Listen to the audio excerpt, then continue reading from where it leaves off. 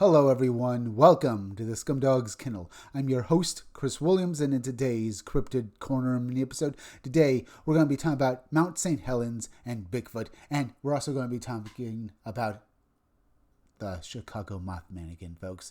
Let's get into the first article. Mount St. Helens, Washington witness claims U.S. Air Force personnel guarded strange tall victims after 1980 eruption. Let's get into the story now and hear exactly what the witness saw. In the chaotic aftermath of the May 18, 1980 Mount St. Helens eruption, military and emergency personnel were deployed across a devastated region that had just endured the deadliest and most destructive volcanic event in modern U.S. history. Officially, the disaster killed 57 people and radically altered the volcano and surrounding landscapes. Unofficially, it's also generated one of the strangest persistent legends in Pacific Northwest fortune lore. That unusual non-human casualties or survivors may have been moved through secured zones under military watch. Let's read the case file that clarifies the information. Location: Mount St. Helens, disaster region, Washington State, exact site unknown. Date: 1980, after the May 18th eruption. Witness: former U.S. Air Force airman stationed at George Air Force Base, submitted September 2021. Phenomenon type: possible concealed anomalous casualty, transport, possible Bigfoot-related military observation. Primary details: night transport, armed guard details, secured tent complex, medical escorts, unusually tall and broad bundled figures. Later, secrecy order. Status unconfirmed, but internally consistent. Witness testimony. Very interesting, folks. Do you think that what we're seeing here is actually the story about Bigfoots actually being transported by the military? Let's read the rest of the actual story and get a full idea about exactly what's going on.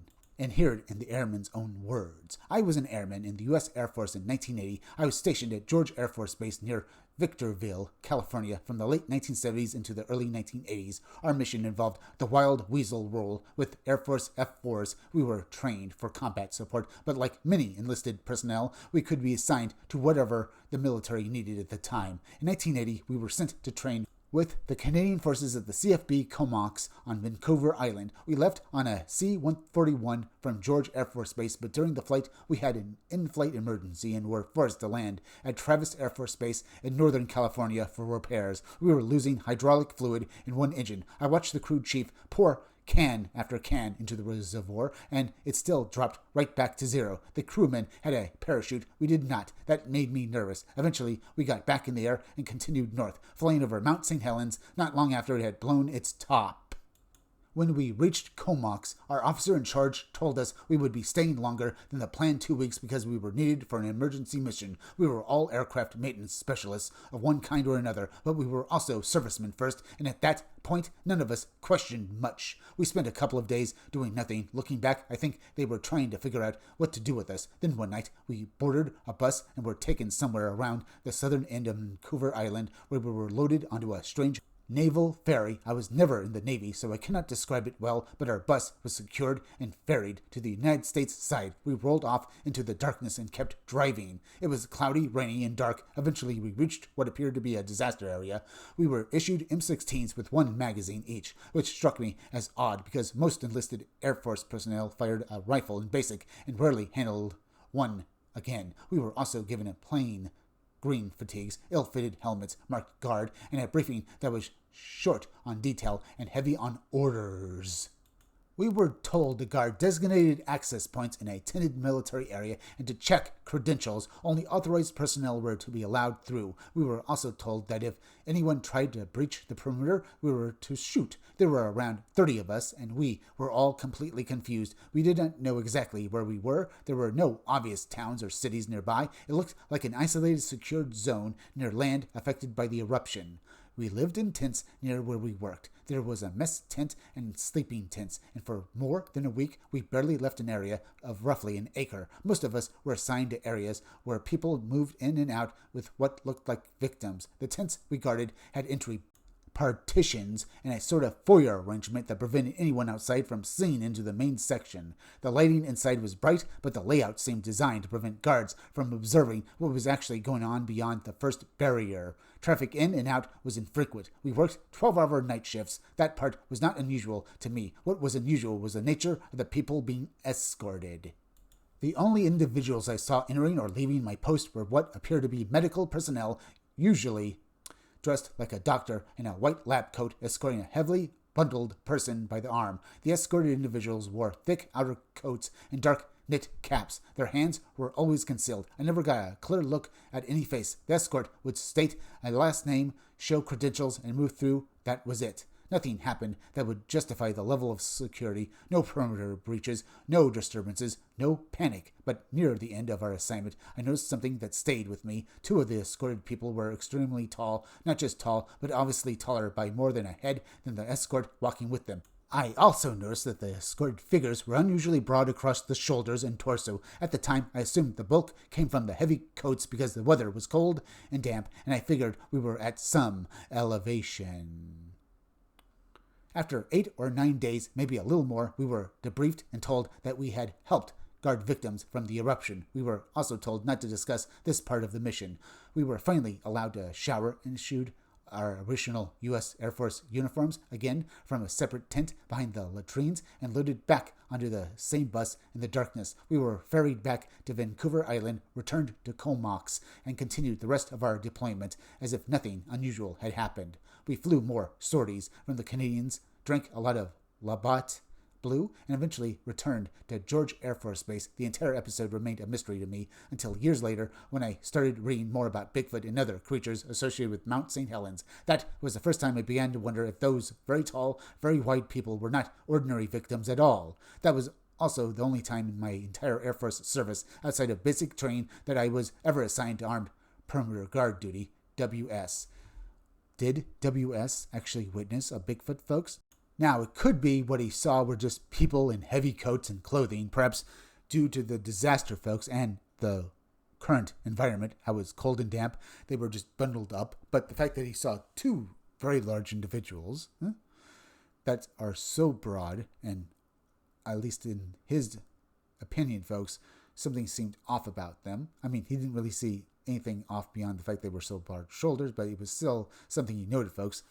In fact, the entire operations seemed just off, folks, why they were assigned out there. But these two figures, there was something he noted that he basically thought we should all know about, especially after he began learning about Bigfoot and maybe what happened with Mount St. Helens, that perhaps the Army had actually basically captured a few specimens of Bigfoot. Now, if these two Bigfoot were actually being treated by basically the military, you think that they'd basically be in a tent or some, kind of prison, right, folks? I mean, it sounds like these entities were being easily escorted by this doctor. I don't see how that could be, folks, unless these entities were very intelligent and maybe had some sort of association with basically the, military and the government. Maybe the government's always known about Bigfoot, folks, and has been able to communicate with them, but keeps their existence secret.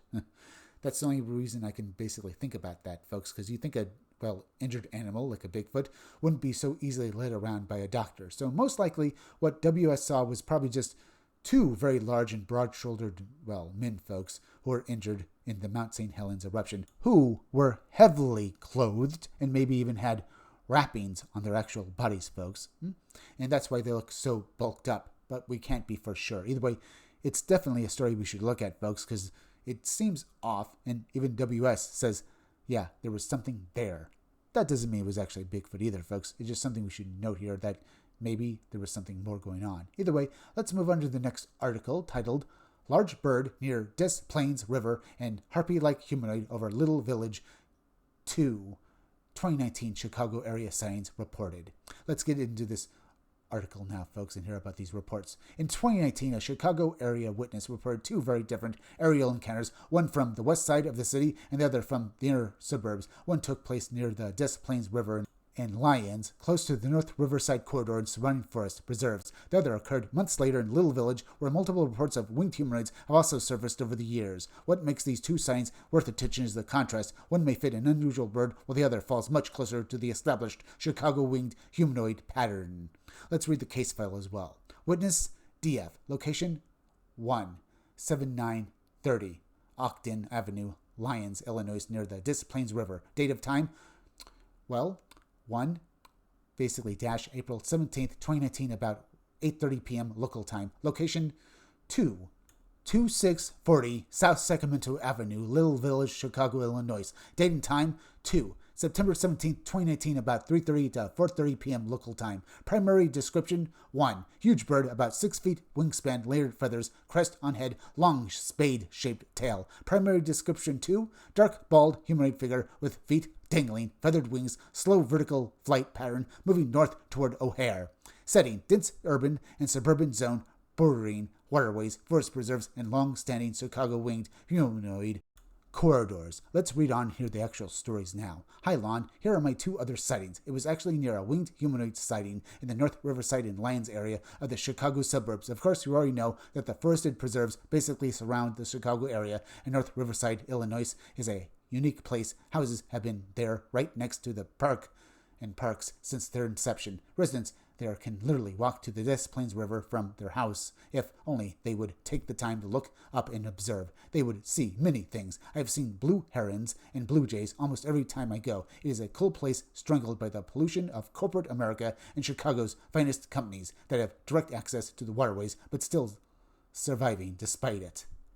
The exact location of the first sighting was 7930 Ogden Avenue, Lyons, Illinois. It was 8:30 p.m. local time on April 17, 2019. I was in the parking lot leaving a gym right next to the Des Plaines River. It happened fast, and the thing noticed me. It was a huge bird with about a 6-foot wingspan, layers of feathers, and a crest on its head. The most notable feature was its long spade-shaped tail. It looked incredible. It also looked young, and as soon as it noticed me, it immediately turned and went back into the canopy. It definitely did not want to be seen. I still wonder what kind of bird that was. Either way, it was cool. My other sighting was just plain bizarre. It was a hot day in September for us in Chicago. About 86 degrees on September 17, 2019. Sometime between 3:30 and 4:30 in the afternoon, I was standing on my front door at 2640 South Sacramento Avenue in Little Village when I looked up and saw what appeared to be a mythological harpy flying very high overhead. It was moving in a vertical pattern and very slowly. The thing looked exhausted. It looked like a shorter person, maybe even a kid. It was definitely humanoid with feet dangling and the wings barely flapping. It was obviously not flying straight, but moving in that odd up and down manner. It was heading north toward O'Hare International Airport. Strange indeed, it looked bald with no feathers on the body, only on the wings. The overall color looked dark or black. DF. Okay. Did DF see some sort of juvenile Mothman, folks? Now, we've been hearing about these reports for the past, 15 years now or more, folks. So, could he have seen an actual juvenile Mothman? People have said they've seen juvenile Bigfoots. And if indeed these are flesh and blood creatures, then maybe they also have juveniles and, children of their own. Could that be what he saw? If it was a juvenile, why was it not seen accompanied by an adult or something? Or maybe this really was some sort of harpy. If you look at mythological lore, folks, at least basically when I look at various videos and pictures of harpies, they don't appear very big. He mentions that this could basically be a harpy, folks, but he does mention that it had legs, human-looking legs, but wings as well. Now, in most stories with harpies that I know about, folks, mentioning them as having bird-like bodies with the heads of humans and stuff like that. This doesn't really sound like what he saw, folks. It sounds like it had a human body, but bird-like wings and a bald head, and was no more bigger than a child. Could it have been maybe some sort of, gray alien, perhaps? He mentions that this entity wasn't flapping its wings. It looked tired to him, folks. But he does mention that it wasn't really flapping its wings. It's been mentioned before that these humanoid entities, they don't really so much fly. They seem to glide, but they don't basically start going to the ground like basically it's a glider, folks, like hang glider. No, it's like they fly, but they don't flap their wings. It's just like they just fly as if they, don't have to worry about gravity. So, whatever these entities are, folks, there's something else. Either way, very interesting stories today, folks, but we're now at the end. So please go subscribe to my YouTube channel. Read comics, they're bad for you. You can use the YouTube link down below in the descriptions of the chat to go subscribe to me.